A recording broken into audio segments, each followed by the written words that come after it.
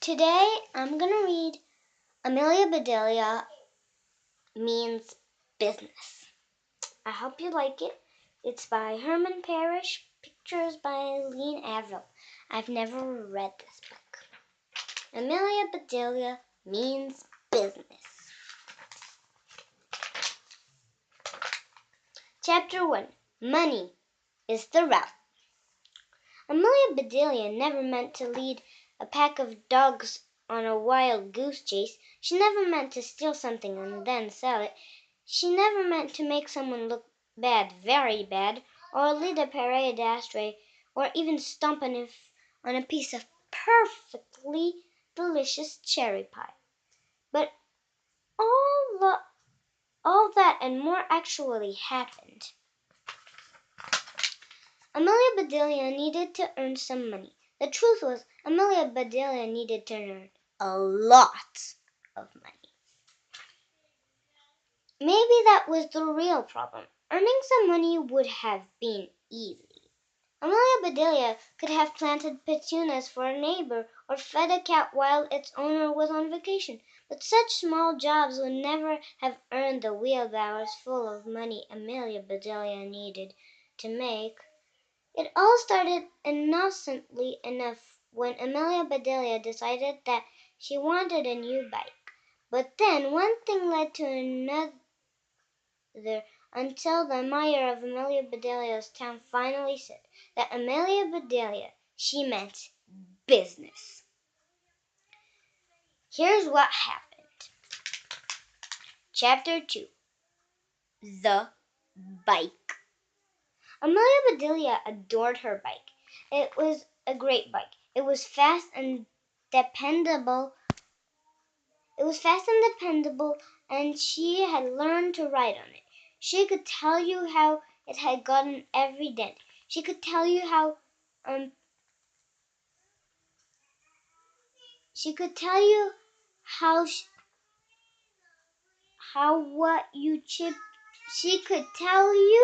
what had chipped each fragment of paint for the frame and what had made those rusty scratches on the chrome.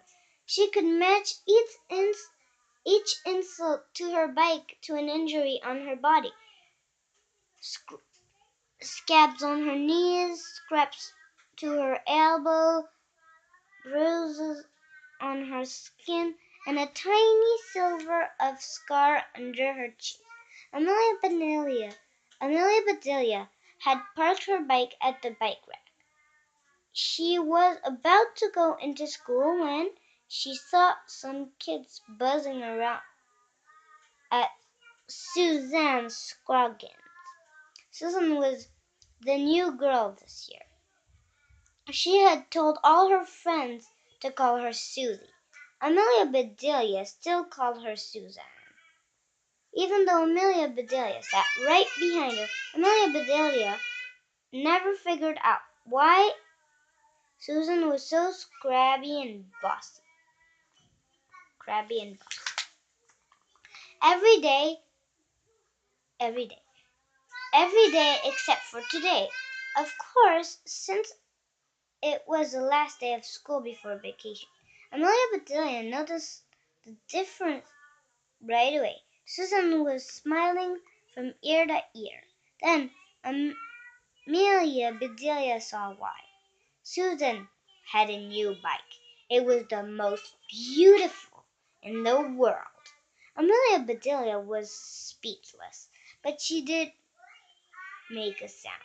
It was the takes your breath away inhaling sound that you can't control when you see something amazing. The bike was painted a rich emerald green with metal flakes that sparkled like diamonds floating just beneath the smooth enamel surface.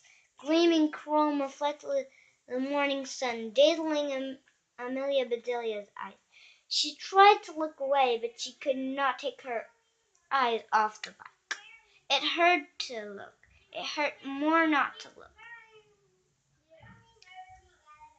Every inch of the bike was so streamlined that it looked as though it was still moving, even after Susan had parked it. From the back of her throat, Amelia Bedelia managed to croak. "Nice bikes!" "Thank you," said Susan. "But bikes are bikes." "That's true," said Amelia Bedelia. "Just two wheels with spokes, and lots of gears," said Susan. "I don't have any gears," said Amelia Bedelia.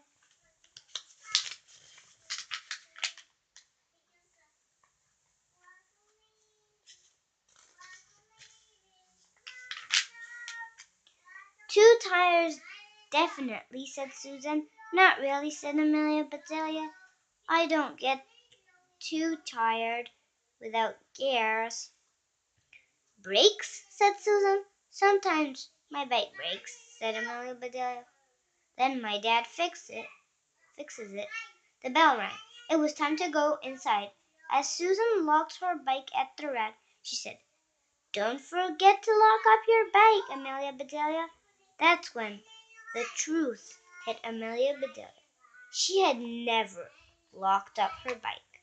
She didn't have to because it wasn't worth stealing. Who would want after seeing the bike? Amelia Bedelia didn't that for sure. Everyone followed Susan into school, leaving Amelia Bedelia to her ponder the difference between the two bikes. She felt bad for her bike. She felt bad about feeling bad about her bike. She felt bad, period. Finding out that life is unfair was no way to start the day, and it was certainly not a way to start school vacation. That afternoon, after school, Amelia Bedelia avoided everyone, even her friends. She hid behind the dumpster, listening to the laughter and jokes and the cries of "Have good break." Finally, Amelia Bedelia got on her bike and rode home. She took the back way so no one would see her. Chapter 3. There but for the grace. So I'm gonna stop at chapter 3 because I know it's short, but I like to stop because it's just kind of too long. So I hope you liked it, and I'll put some more videos about it. Thank you.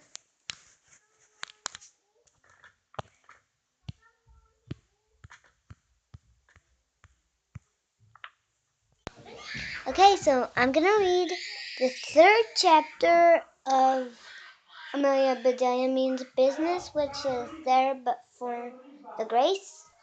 I don't know if you heard the first video. It was chapter 1 and 2, and I stopped at chapter 3, so we're gonna start. Now let's get going. Chapter 3. There But For the Grace.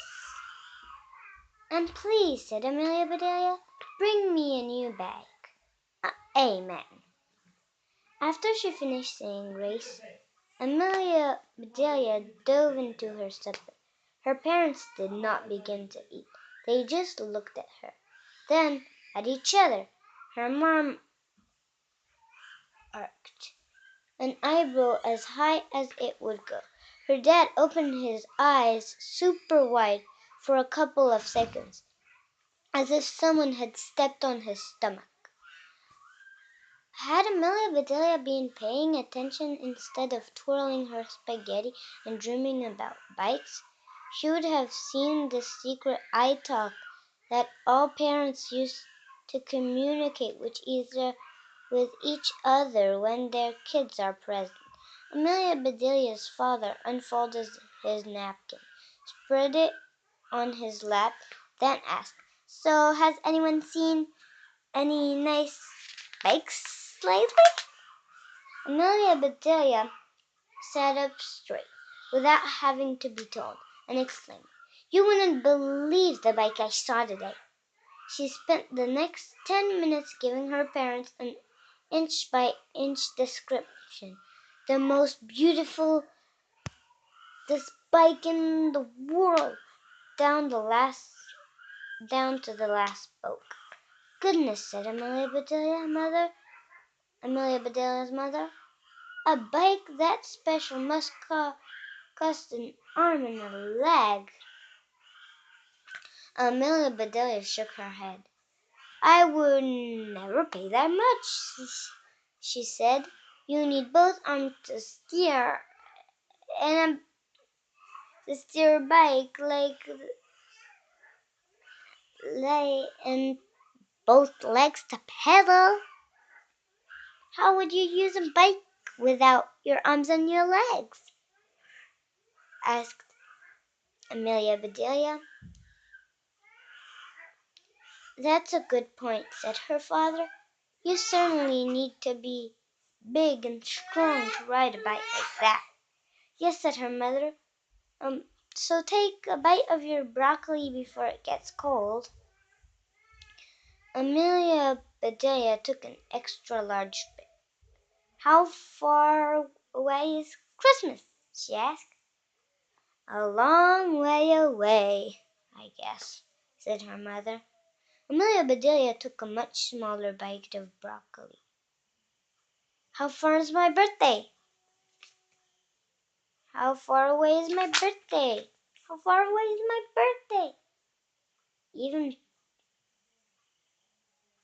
Even farther," said her father. "Did I get all of my allowance this week?" "Every penny," said her father. "But remember, you'll have to pay me if you talk with your mouth full." That's actually yucky, eating with your mouth full. I don't really like it. Now, Amelia Bedelia closed her mouth. She chewed and chewed and chewed and chewed.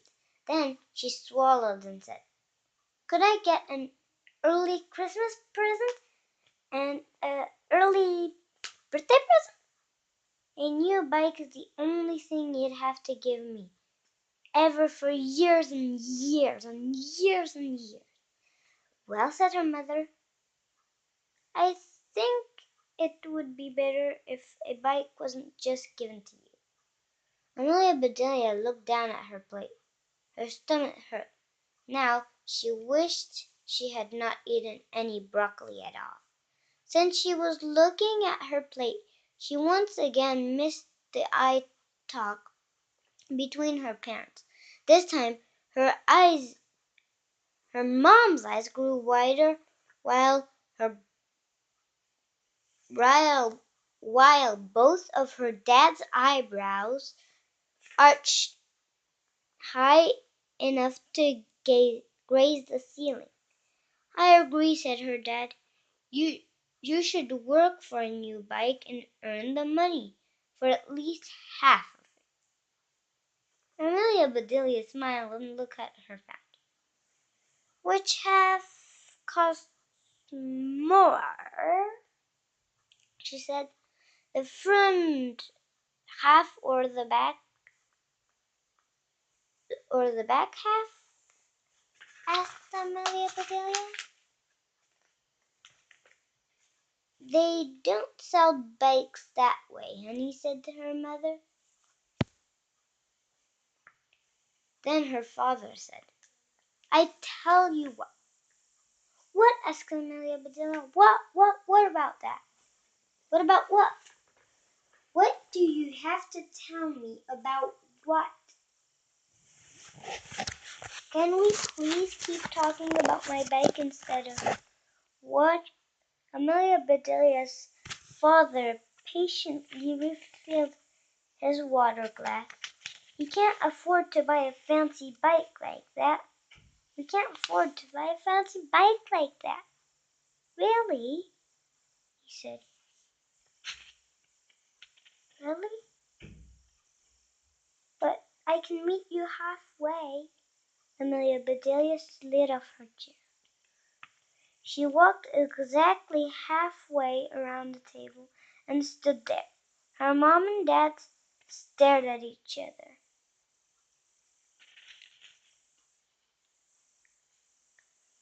Then back at her. Okay, said Amelia Bedelia. Here I am. Are you going to meet me halfway or not? Amelia Bedelia's dad stood up and walked halfway around the table to meet her. He said, we will pay for half the cost of a new bike, but you will have to pay for the other half. He held out his straight hand. Amelia Bedelia looked at it. I can pay you my half tonight, she said. Of course not, said her father. Tonight we'll make an agreement. In business, when you agree to do something, you shake the other person's hand. Amelia Bedelia grabbed his wrist and shook his hand as hard as she could. Up and down, up and... Owie, said her father. Not like that, sweetie, said her mother. This is how you shake hands. Her mother showed her how to shake hands with her father. Make a firm handshake, she said. Your hand shouldn't feel like a dead fish or a wet noodle. Then her parents gave each other a hug.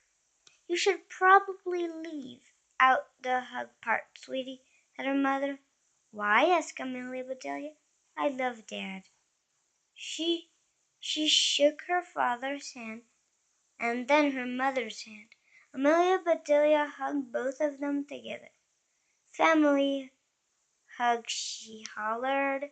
When they were all hugged out, Amelia Bedelia's father said, Now, Amelia Bedelia, let's have dessert and talk about how you're going to earn your half of that bike. Chapter 4. You're hired. So I'm already going to stop here, even if in the last video I did 2 chapters, but this is actually chapter 3 was kind of long. I didn't really know if it was going to be long last time, so yeah, I'm gonna stop. I hope you liked it, and see you next time. Today I'm gonna read Amelia Bedelia again, but this time it's chapter 4. I think I'm gonna read 5, maybe. I don't know. And so I already read the one that is Amelia Bedelia Means Business, chapter 1 and 2, and chapter 3. So today I'm gonna read chapter 4. Let's get started. Chapter 4. You're hired. Since the next day was Saturday, Amelia Bedelia and her parents did what they always did on Saturdays. After Amelia Bedelia's swimming lessons, they had lunch at Pete's dinner. Yummy, yummy. Pete's was mobbed. They had to sit at the counter instead of their favorite booth. Amelia Bedelia loved sitting at the counter. She loved being close to the action, hearing the orders called out, watching them get filled, and seeing everyone working together to make the dinner run smoothly. While they waited for their food, Amelia Bedelia asked her parents what kind of jobs they had when they were growing up. I did all sorts of odd jobs, said her dad. My job doesn't have to be odd, said Amelia Bedelia. I don't have to be a lion tamer or something unusual. I can be a normal, regular job. Well, it can. So long as it pays me a lot. When I was young, said her mother, I worked as a waitress. I made buckets of money. My customers always gave me big tips. That sounds kind of fun, said Amelia Bedelia. Did they ever tip you so much that you fell over? Before her mother could answer, the food arrived. The usual waitress was so busy that the owner of the dinner, Pete, served them. Sorry, folks, he said as he put down their plates. I'm very short-handed today. Amelia Bedelia looked closely at his hands. They looked like they were the regular length, not too short, not too long. Then she looked at her French fries in front of her. Yummy, she said, and she gave the ketchup bottle an extra hard squeeze. The ketchup squirted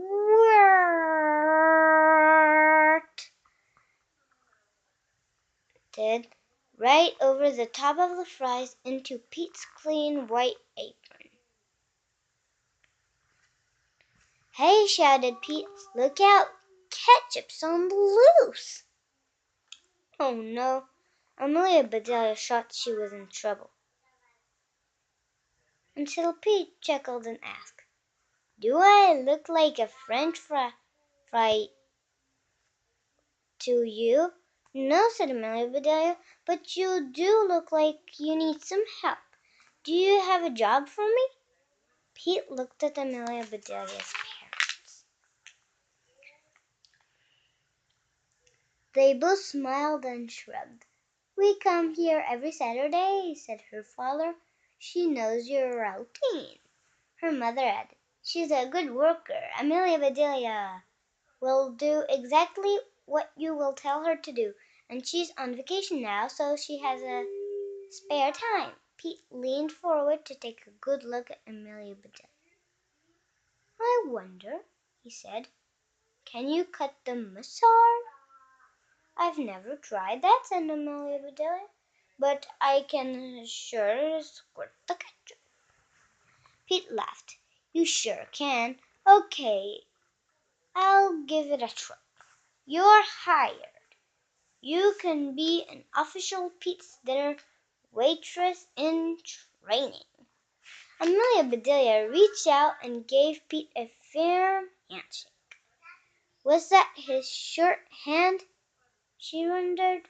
Honestly, she felt like hugging him, too. Instead, she hugged her parents. Congratulations, sweetie, said her mom. That's my girl, said her dad. You landed your very first job. Oh, yes, I'm so good. You're hired.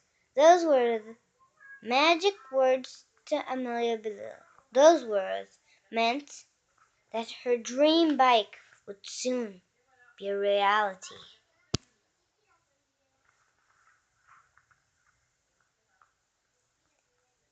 She gobbled down her fries, said goodbye to her parents, then slid off her chair and skipped into the kitchen.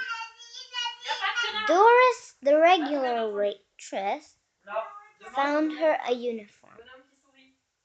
This is the smallest size we got, honey, Doris said. Doris slipped the uniform over Amelia Bedelia's clothes. She tucked her and folded there. She tucked here and folded there. Finally, after half a dozen safety pins had been pinned and a bunch of twisty ties had been twisted and tied around Amelia Bedelia. She was ready for action. "You look nervous," said Doris. Don't worry, I'll show you the ropes. Follow me." How cool, thought Amelia Bedelia. What kind of ropes would Doris show her?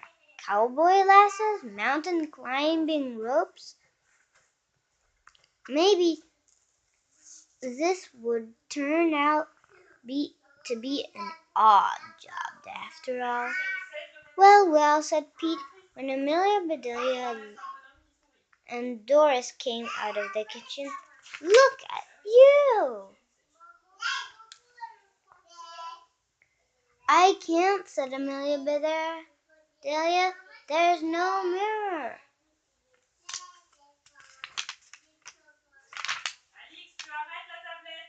"D'accord, mais je suis pas du tout en train de faire de la tablette, je suis en train de lire." "There's no mirror." "Well, believe me," he said, "you look like a real waitress. Now, I have only one rule. Can you read it?" He pointed at the sign over the cash register. Amelia Bedelia read the sign out loud. "The customer is always right." Someone, probably Pete, had underlined the word always in red. "Just remember that the customer is always right," said Pete, "and you'll never go wrong around here." "Wrong?" thought Amelia Bedelia. What could possibly go wrong? I liked it very much. See you to the next video. Hi, today it's going to be Amelia Bedelia chapter 5. So technically we already read chapter 1, 2, 3, and 4. So I'm going to read chapter 5 today. Amelia Bedelia, this chapter's name is When Right Was Wrong. So, in the other sign it was the customers are always right. So let's start chapter 5. Amelia Bedelia went right to work. She did all the little things that Doris usually did, but didn't have time to do on such a busy day. Amelia Bedelia refilled ketchup bottles, poured more salt and pepper into the shakers, folded napkins, and got more sugar and sweetener packets. Most of all, she had fun. Very much fun. Then the unthinkable happened.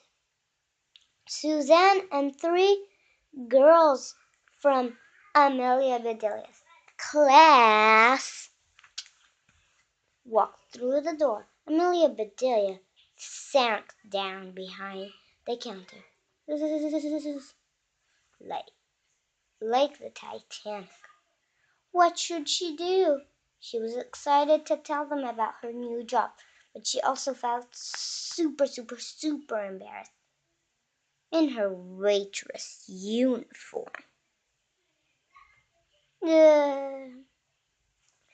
Amelia Bedelia took a deep breath and inched up to take a peek. The girls had chosen a booth where they couldn't see her. Phew! Phew! Now, if he just stayed out of sight, stayed quiet. Amelia Bedelia! Yeah! Amelia Bedelia nearly jumped out of her skin. Luckily, it was only Doris. Oh no. "Calm down, honey, calm down," Doris said.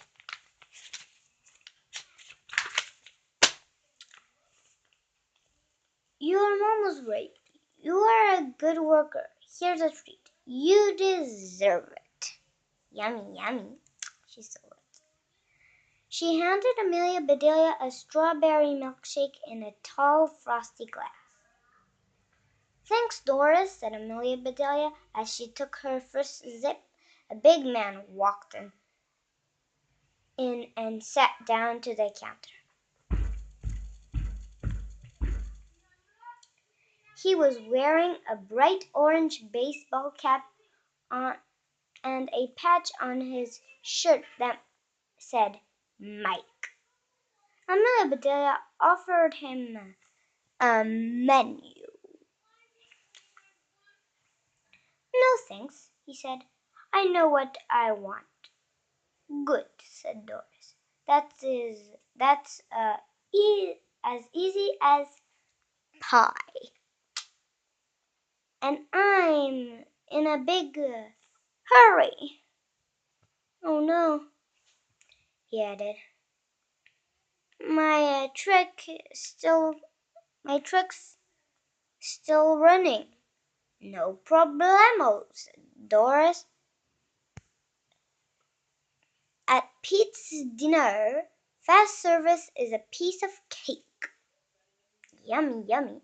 I'm sure glad to hear that, he said. Please bring me a big piece of cherry pie. Doris turned to Amelia Bedelia and said, This is a simple one.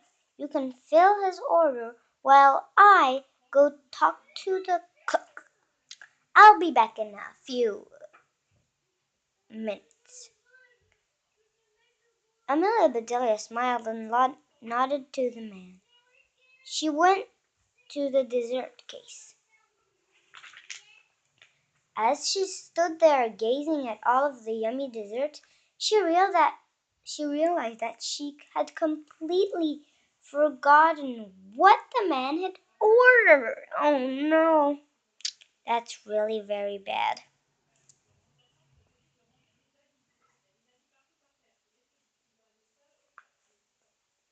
She turned her brain inside out. Was it easy as pie, or was it a piece of cake?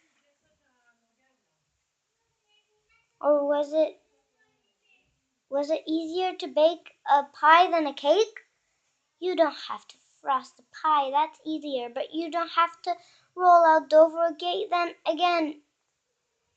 Hello there, Mike called. Did you forget me? I'm really in a hurry. Fast, said Amelia Bedelia to herself. That's a piece of cake. That's it. She brought him a piece of cake. Cake, he said. I ordered pie. Sorry, said Amelia Bedelia. I'm just learning. I didn't really do it in the last time, so I'm just learning how to work at Pete's dinner. So please forgive me. I can tell, said Mike. And I'm late. Just bring me a piece of cherry pie and step on it. Amelia Bedelia dashed off to get his pie, but now she was more confused than ever. Why? Why did he want her to step on it? Why? It makes no sense.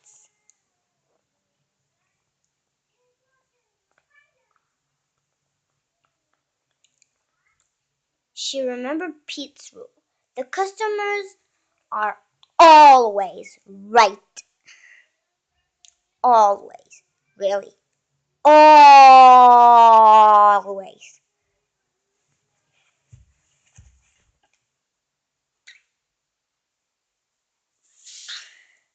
She dashed back to Mike and put his pie on the counter.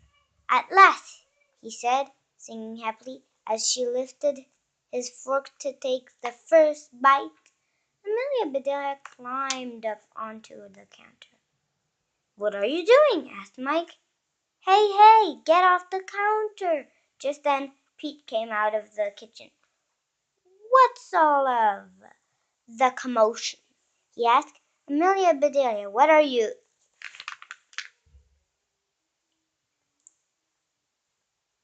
Amelia Bedelia raised her foot and stepped on that tasty slice of pie with all her might. Gooey cherry pie filling spurted all over the counter, all over Mike and all over Pete. Mike leaped to his feet. That does it, he yelled. I'm out of here." "Wait," Pete called. He got an entire cherry pie from the dessert case and raced out to the parking lot after him. By the time Pete came back in, Doris had returned, and she and Amelia Bedelia had wiped off the counter. Amelia Bedelia felt awful. She didn't help that she could hear giggles from a certain booth. She'd recognize Susan's laugh anywhere. "I'm sorry about the mess on your apron," Amelia Bedelia said to Pete. Pete looked at his apron. Then he said, "At least it matches that ketchup stain."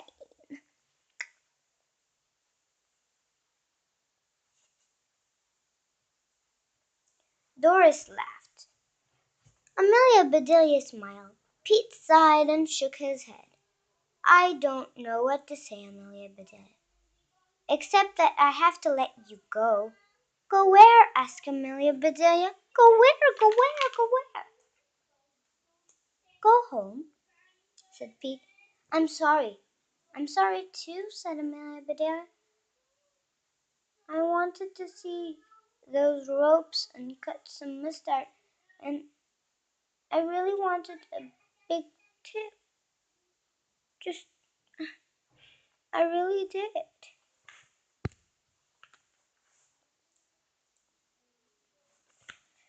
"I've got a tip for you," said Pete. "You should get an office job. I don't think the world is ready for you to be a waitress, a real waitress." Doris helped Amelia Bedelia out of her uniform. Then she slipped $5 into her pocket. "Here, honey," she said. "You were the best waitress in training I've ever had." Then Amelia Bedelia left and began the long walk home. "Oh," she sighed, "what did I do?" Chapter 6. You're fired. You are fired. Really. Sorry, I'm gonna stop here because it's gonna be long. So, see you next video.